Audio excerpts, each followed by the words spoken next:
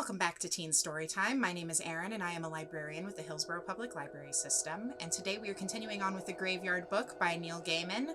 We're doing this as an ebook, so I'm doing it on my phone with the Overdrive app. You can see, if I can get it to focus, I've got The Graveyard Book by Neil Gaiman queued up there. Alright. And we're moving on to Chapter 5 today. So without any further ado, we'll go ahead and get started with that. Chapter 5 is called Dance Macabre. Something was going on. Bod was certain of it. It was there in the crisp winter air, in the stars, in the wind, in the darkness.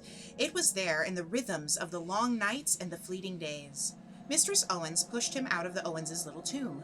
"Get along with you," she said. "I've got business to attend to." Bod looked at his mother. "But it's cold out there," he said. "I should hope so," she said. "It being winter, that's as it should be. Now," she said, more to herself than to Bod, "shoes. And look at this dress, it needs hemming. And cobwebs, there are cobwebs all over, for heaven's sake. You get along," this to Bod once more. "I've plenty to be getting on with, and I don't need you underfoot." And then she sang to herself a little couplet Bod had never heard before. "Rich man, poor man, come away, come to dance the macabre." "What's that?" asked Bod. But it was the wrong thing to have said, for Mistress Owens looked dark as a thundercloud, and Bod hurried out of the tomb before she could express her displeasure more forcefully. It was cold in the graveyard, cold and dark, and the stars were already out. Bod passed Mother Slaughter in the ivy-covered Egyptian walk, squinting at the greenery. "Your eyes are younger than mine, young man," she said. "Can you see the blossom?" "Blossom? In winter?" "Don't you look at me with that face on, young man," she said. "Things blossom in their time. They bud and they bloom, blossom and fade, everything in its time." She huddled deeper into her cloak and bonnet, and she said, "Time to work and time to play. Time to dance the macabre, eh, boy?" "I don't know," said Bod. "What's the macabre?" But Mother Slaughter had pushed into the ivy and was gone from sight. "How odd," said Bod aloud. He sought warmth and company in the bustling Bartleby mausoleum, but the Bartleby family, 7 generations of them, had no time for him that night. They were cleaning and tidying, all of them, from the oldest, 1831, to the youngest, 1690. Fortinbras Bartleby, 10 years old when he had died, of consumption, he told Bod, who mistakenly believed for several years that Fortinbras had been eaten by lions or bears, and was extremely disappointed to learn that it was merely a disease, now apologized to Bod. "We cannot stop to play, Master Bod, for soon enough tomorrow night comes, and how often can a man say that?" "Every night," said Bod. "Tomorrow night always comes." "Not this one," said Fortinbras. "Not once in a blue moon or a month of Sundays." "It's not Guy Fawkes night," said Bod, "or Halloween. It's not Christmas or New Year's Day." Fortinbras smiled, a huge smile that filled his pie-shaped, freckly face with joy. "None of them," he said. "This one's special." "What's it called?" asked Bod. "What happens tomorrow?" "It's the best day," said Fortinbras, and Bod was certain he would have continued, but his grandmother, Louisa Bartleby, who was only 20, called him over to her and said something sharply in his ear. "Nothing," said Fortinbras, then to Bod, "Sorry, I have to work now," and he took a rag and began to buff the side of his dusty coffin with it. "La la la oomp," he sang, "la la la oomp," and with each oomp he would do a wild, whole-body flourish with his rag. "Aren't you going to sing that song?" "What song?" "The one everybody's singing." "No time for that," said Fortinbras. "It's tomorrow, after all." "No time," said Louisa, who had died in childbirth, giving birth to twins. "Be about your business." In her sweet, clear voice, she sang, "One and all will hear and stay, come and dance the macabre."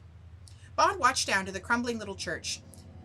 He slipped between the stones and into the crypt, where he sat and waited for Silas to return. He was cold, true, but the cold did not bother Bod, not really. The graveyard embraced him, and the dead do not mind the cold. His guardian returned in the small hours of the morning. He had a large plastic bag with him. "What's in there?" "Clothes. For you. Try them on." Silas produced a gray sweater the color of Bod's winding sheet, a pair of jeans, underwear, and shoes, pale green sneakers. "What are they for?" "You mean, apart from wearing? Well, firstly, I think you're old enough. What are you, 10 years old now? And normal living people clothes are wise. You'll have to wear them one day, so why not pick up the habit right now? And they could also be camouflage." "What's camouflage?" "When something looks enough like something else that people watching don't know what it is that they're looking at." "Oh, I see, I think." Bod put the clothes on. The shoelaces gave him a little trouble, and Silas had to teach him how to tie them. It seemed remarkably complicated to Bod, and he had to tie and retie his laces several times before he had done it to Silas's satisfaction. Only then did Bod dare to ask his question. "Silas, what's a macabre?" Silas's eyebrows raised and his head tipped to one side. "Where did you hear about that?" "Everyone in the graveyard is talking about it. I think it's something that happens tomorrow night. What's a macabre?" "It's a dance," said Silas. "All must dance the macabre," said Bod, remembering. "Have you danced it? What kind of dance is it?" His guardian looked at him with eyes like black pools and said, "I do not know. I know many things, Bod, for I have been walking this earth at night for a very long time, but I do not know what it is like to dance the macabre.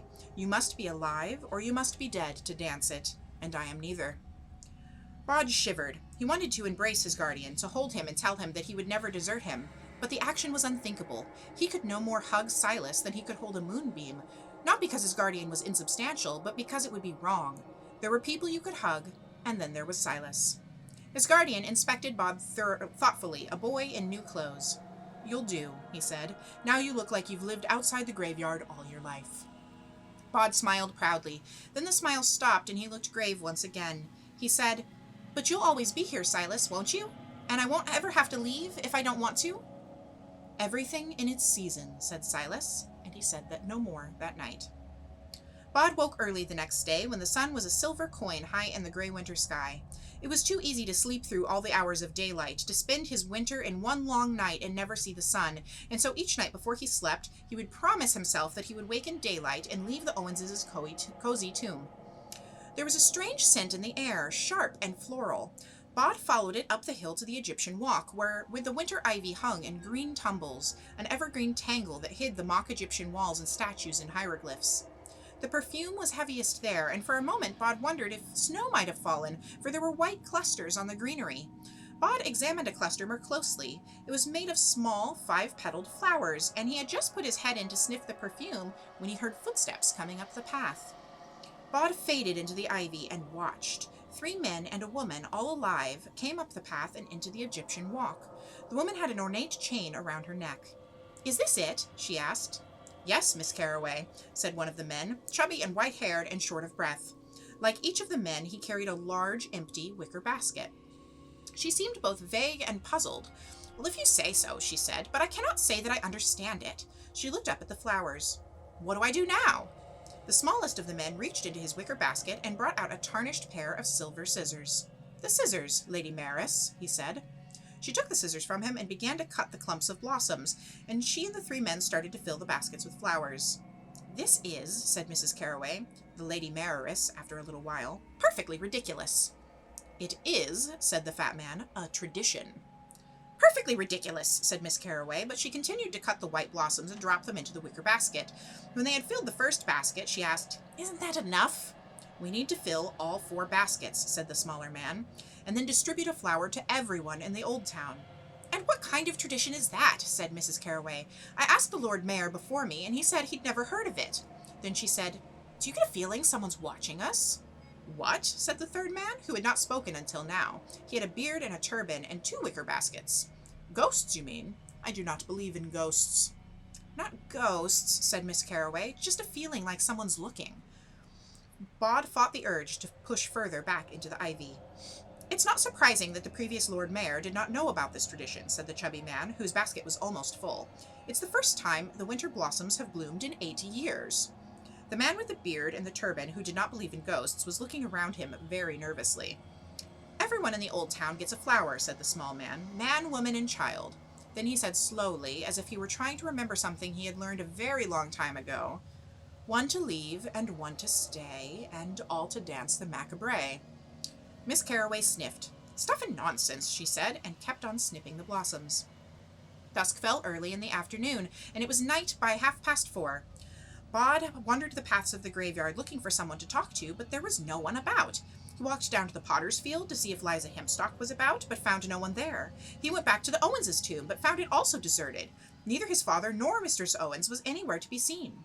Panic started then, a low-level panic. It was the first time in his 10 years that Bod could remember feeling abandoned in the place he had always thought of as his home. He ran down the hill to the old chapel where he waited for Silas. Silas did not come. Perhaps I missed him, thought Bod, but he did not believe this. He walked up the hill to the very top and looked out. The stars hung in the chilly sky while the patterned lights of the city spread below him, street lights and car headlights and things in motion. He walked slowly down from the hill until he reached the graveyard's main gates, and he stopped there. He could hear music. Bod had listened to all kinds of music, the sweet chimes of the ice cream van, the songs that played on workmen's radios, the tunes that Clarity Jake played the dead on his dusty fiddle, but he had never heard anything like this before, a series of deep swells like the music at the beginning of something, a prelude perhaps, or an overture. He slipped through the locked gates, walked down the hill, and into the old town. He passed the Lady Mayoress standing on a corner, and as he watched, she reached out and pinned a little white flower to the lapel of a passing businessman. "I don't make personal charitable contributions," said the man. "I leave that to the office." "It's not for charity," said Miss Carraway. "It's a local tradition." "Ah," he said, and he pushed his chest out, displaying his little white flower to the world, and walked off, proud as punch. A young woman pushing a baby buggy was the next to go past. "What's it for?" she asked suspiciously as the mayoress approached. "One for you and one for the little one," said the mayoress. She pinned a flower to the young woman's winter coat, and she stuck a flower on for the baby to its coat with tape. "But what's it for?" asked the young woman. "It's an old town thing," said the Lady Mayoress vaguely. "Some sort of tradition." Bod walked on. Everywhere he went he saw people wearing the white flowers. On the other street corners he passed the men who had been with the Lady Mayoress, each man with a basket, handing out the white flowers. Not everyone took a flower, but most people did. The music was still playing, somewhere, at the edge of his perception, solemn and strange. Bod cocked his head to one side, trying to locate where it was coming from, without success. It was in the air and all around. It was playing in the flapping of flags and awnings, in the rumble of distant traffic, in the click of heels on the dusty paving stones. There was an oddness, thought Bod, as he watched the people heading home. They were walking in time to the music. The man with the beard and the turban was almost out of flowers. Bod walked over to him. "Excuse me," said Bod. The man started. "I didn't see you," he said accusingly. "Sorry," said Bod. "Can I have a flower as well?" The man with the turban looked at Bod with suspicion. "Do you live around here?" he asked. "Oh, yes," said Bod. The man passed Bod a white flower. Bod took it and then said, "Ow!" as something stabbed at the base of his thumb. "You pin it to your coat," said the man. "Watch out for the pin." A bead of crimson was coming up on Bod's thumb. He sucked at it while the man pinned the flower to Bod's sweater. "I've never seen you around here," he told Bod. "I live here, all right," said Bod. "What are the flowers for?" "It was a tradition in the old town," said the man, "before the city grew up around it. When the winter flowers bloom in the graveyard on the hill, they are cut and given out to everybody, man or woman, young or old, rich or poor." The music was louder now. Bod wondered if he could hear it better because he was wearing the flower. He could make out a beat like a distant drum, and a skirling, hesitant melody that made him want to pick up his heels and march in time to the sound. Bod had never walked anywhere as a sightseer before. He had forgotten the prohibitions on leaving the graveyard, forgotten that tonight in the graveyard on the hill the dead were no longer in their places. All that he thought of was the old town, and he trotted through it down to the Municipal Gardens in front of the old town hall, which was now a museum and tourist information center, the town's hall itself having moved into a much more imposing, if newer and duller, offices halfway across the city. There were already people around, wandering the Municipal Gardens, now in midwinter, little more than a large grassy field with, here and there, some steps, a shrub, or a statue. Bod listened to the music, entranced. There were people trickling into the square, in ones and twos, in families or alone. He had never seen so many living people at one time. There must have been hundreds of them, all of them breathing, each of them as alive as he was, each with a white flower. Is this what living people do? Thought Bod. But he knew that it was not, that this, whatever it was special. The young woman he had seen earlier pushing a baby buggy stood beside him, holding her baby, swaying her head to the music. "How long does the music go on for?" Bod asked her, but she said nothing, just swayed and smiled. Bod did not think she smiled much normally, and only when he was certain that she had not heard him, that he had faded or was simply not someone she cared enough about to listen to, she said, "Blimey-neck, it's like Christmases." She said it like a woman in a dream, as if she was seeing herself from the outside. In the same not-really-there tone of voice, she said, "Puts me in mind of me gran's sister, Aunt Clara. The night before Christmas we'd go to her after me gran passed away, and she'd play music on her old piano, and she'd sing sometimes, and we'd eat chocolates and nuts, and I can't remember any of the songs she sung, but that music, it's like all of them songs playing at once." The baby seemed asleep with its head on her shoulder, but even the baby was swaying its hands gently in time to the music. And then the music stopped and there was silence in the square, a muffled silence like the silence of falling snow, all noise swallowed by the night and the bodies in the square, no one stamping or shuffling, scarcely even breathing. A clock began to strike somewhere close at hand, the chimes of midnight, and they came. They walked down the hill in a slow procession, all stepping gravely, all in time, filling the road 5 abreast. Bod knew them, or knew most of them. In the first row he recognized Mother Slaughter and Josiah Worthington, and the old Earl who had been wounded in the Crusades and came home to die, and Dr. Trefusis, all of them looking solemn and important. There were gasps from the people in the square. Someone began to cry, saying, "Lord have mercy, it's a judgment on us, that's what it is." Most of the people simply stared, as unsurprised as they would have been if this had happened in a dream. The dead walked on row, until they reached the square. Josiah Worthington walked up the steps until he reached Mrs. Carraway, the Lady Mayoress. He extended his arm and said, loud enough that the whole square could hear him, "Gracious lady, this I pray, join me in the macabre." Miss Carraway hesitated. She glanced up at the man beside her for guidance. He wore a robe and pajamas and slippers, and he had a white flower pinned to the lapel of his robe. He smiled and nodded to Miss Carraway. "Of course," Mr. Carraway said. She reached out a hand. As her fingers touched Josiah Worthington's, the music began to play once more. If the music Bod had heard until then was a prelude, this was a prelude no longer. It was the music they had all come to hear, a melody that plucked at their feet and fingers. They took hands, the living with the dead, and they began to dance. Bod saw Mother Slaughter dancing with the man in the turban, while the businessman was dancing with Louisa Bartleby. Mistress Owens smiled at Bod as she took the hand of the old newspaper seller, and Mr. Owens reached out and took the hand of a small girl, without condescension, and she took his hand as if she'd been waiting to dance with him her whole life. Then Bod stopped looking because someone's hand closed around his, and the dance began. Liza Hempstock grinned at him. "This is fine," she said, and they began to tread the steps of the dance together. Then she sang to the tune of the dance, "Step and turn and walk and stay, now we dance the macabre." The music filled Bod's head and his chest with fierce joy, and his feet moved as if they knew the steps already, had known them forever. He danced with Liza Hempstock, and then, when that measure ended, he found his hand taken by Fortinbras Bartleby, and he danced with Fortinbras, stepping past lines of dancers, lines that parted as they came through. Bod saw Abanazar Bolger dancing with Miss Barrows, his old former teacher. He saw the living dancing with the dead, and the one-on-one dances became long lines of people stepping together in unison, walking and kicking. La la la oomp, la la la oomp, a line dance that had been ancient 1,000 years before. Now he was in the line beside Liza Hempstock. He said, "Where does the music come from?" She shrugged. "Who's making all this happen?" "It always happens," she told him. "The living may not remember, but we always do." And she broke off, excited. "Look!" Bod had never seen a real horse before, only in the pages of picture books, but the white horse that clopped down the street towards them was nothing like the horses he had imagined. It was bigger, by far, with a long, serious face. There was a woman riding on the horse's bare back, wearing a long gray dress that hung and gleamed beneath the December moon like cobwebs in the dew. She reached the square, and the horse stopped, and the woman in gray slipped off it easily and stood on the earth, facing them all, the living and the dead of them. She curtsied, and as one they bowed or curtsied in return, and the dance began anew. "Now the lady on the grey leads us in the macabre," sang Liza Hempstock, before the wheel of the dance took her off and away from Bod. They stomped to the music and stepped and spun and kicked, and the lady danced with them, stepping and spinning and kicking with enthusiasm. Even the white horse swayed its head and stepped and shifted to the music.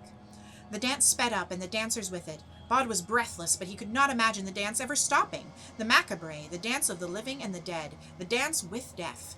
Bod was smiling, and everyone was smiling. He caught sight of the lady in the grey dress from time to time as he spun and stomped his way across the Municipal Gardens. Everyone, thought Bod, everyone is dancing. He thought it, and as soon as he thought it, he realized that he was mistaken. In the shadows by the old town hall, a man was standing, dressed all in black. He was not dancing. He was watching them. Bod wondered if it was longing that he saw on Silas's face, or sorrow, or something else, but his guardian's face was unreadable. He called out, "Silas!" hoping to make his guardian come to them, to join the dance, to have the fun they were having, but when he heard his name, Silas stepped back into the shadows and was lost to sight. "Last dance," someone called, and the music skirled up into something stately and slow and final. Each of the dancers took a partner, the living with the dead, each to each. Bod reached out a hand and found himself touching fingers with, and gazing into the grey eyes of, the lady in the cobweb dress. She smiled at him. "Hello, Bod," she said. "Hello," he said as he danced with her. I don't know your name. Names aren't really important, she said. I love your horse. He's so big. I never knew horses could be that big. He's gentle enough to bear the mightiest of you away on his broad back, and strong enough for the smallest of you as well. Can I ride him? Asked Bod. One day, she told him, and her cobweb skirts shimmered.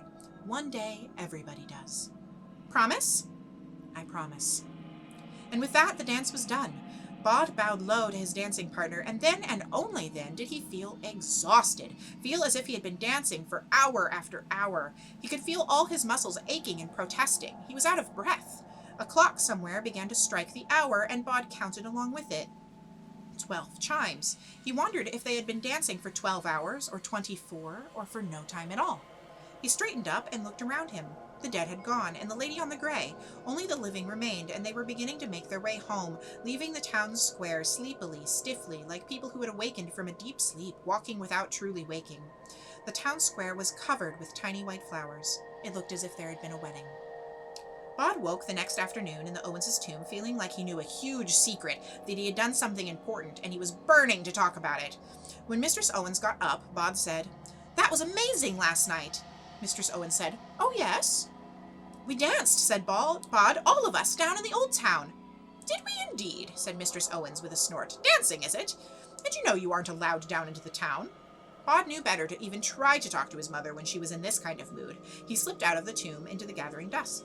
He walked up the hill to the black obelisk in Josiah Worthington's stone, where there was a natural amphitheater, and he could look out at the old town and the lights of the city around it. Josiah Worthington was standing beside him. Bod said, "You began the dance with the mare. You danced with her." Josiah Worthington looked at him and said nothing.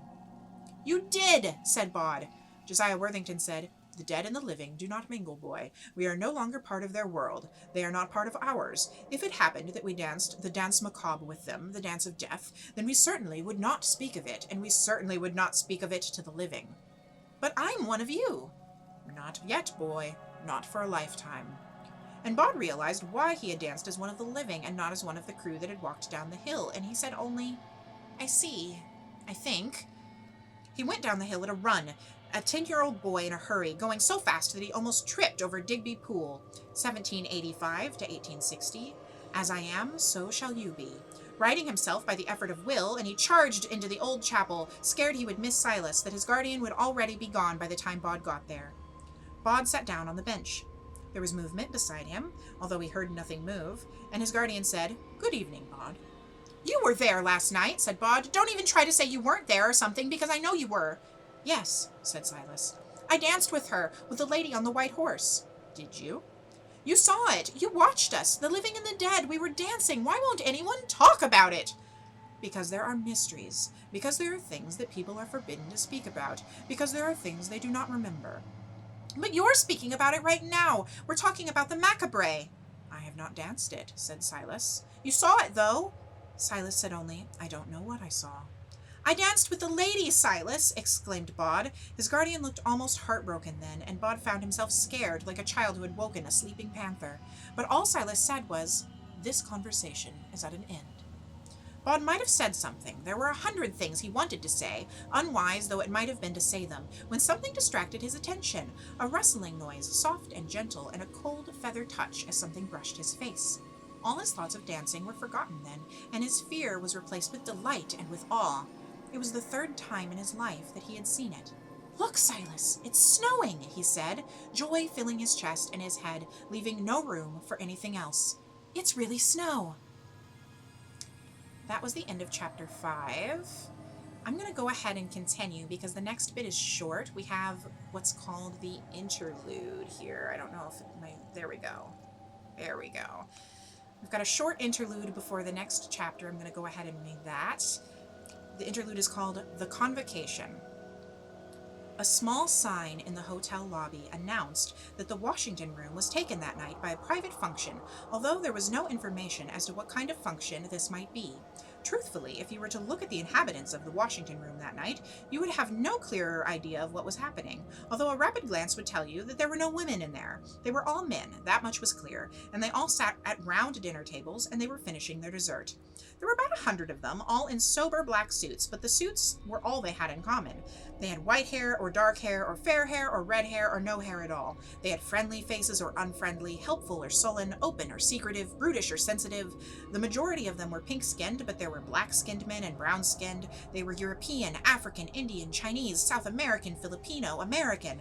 They all spoke English when they talked to each other or to the waiters, but the accents were as diverse as the gentlemen. They came from all across Europe and from all over the world. The men in black suits sat around their tables, while up on a platform, one of their number, a wide, cheery man dressed in a morning suit, as if he had just come from a wedding, was announcing good deeds done. Children from poor places had been taken on exotic holidays. A bus had been brought to take people who needed it on excursions. The man Jack sat at the front center table, beside a dapper man with silver white hair. They were waiting for coffee. "Time's a-ticking," said the silver-haired man.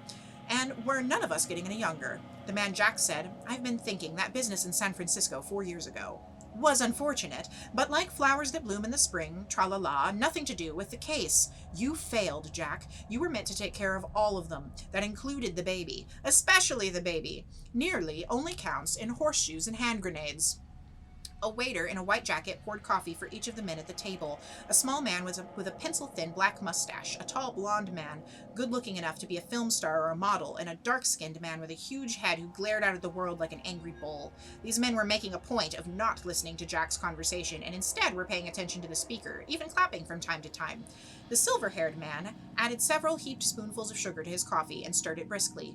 10 years, he said. Time and tide wait for no man. The babe will soon be grown, and then what? "I still have time, Mr. Dandy," the man Jack began, but the silver-haired man cut him off, stabbing a large pink finger in his direction. "You had time. Now you have a deadline. Now you've got to get smart. We can't cut you any slack, not anymore. Sick of waiting we are, every man Jack of us." The man Jack nodded curtly. "I have leads to follow," he said. The silver-haired man slurped his black coffee. "Really? Really, and I repeat, I think it's connected with the trouble we had in San Francisco." "You've discussed this with the secretary." Mr. Dandy indicated the man at the podium, who was, at that moment, telling them about a hospital equipment that they had bought in the previous year from their generosity. "Not 1, not 2, but 3 kidney machines," he was saying. The men in the room applauded themselves and their generosity politely. The man Jack nodded. "I've mentioned it, and?" "He's not interested. He just wants results. He wants me to finish the business I started." "We all do, sunshine," said the silver-haired man. "The boy's still alive, and the time is no longer our friend." The other men at the table, who had pretended not to be listening, grunted and nodded their agreement. "Like I say," Mr. Dandy said, without emotion, "time's a-ticking." And that's the end of the interlude. We will continue in our next video with Chapter 6. Check out the video description, as always, for a list of other books you may enjoy. And then I'm going to leave you with 2 questions, since we did Chapter 5 and the interlude. For a question for Chapter 5, what do you think about the lady on the gray now? We've seen her one other time when she came when Bod was a baby to the graveyard and convinced the dead to let Bod stay. Now we've seen her leading the dance macabre, or the macabre. What do you think is going on with her? Who do you think she is? And for our interlude question, what do you think about the man Jack now? We've got all these interesting, not quite human people in this world. The other person at the table referred to them as Man Jack's All. So do you think he's part of an organization, or do you think that this is a type of thing that he is? Let me know in the comments to either question, and I will see all of you next Monday for Chapter 6. Have a good week.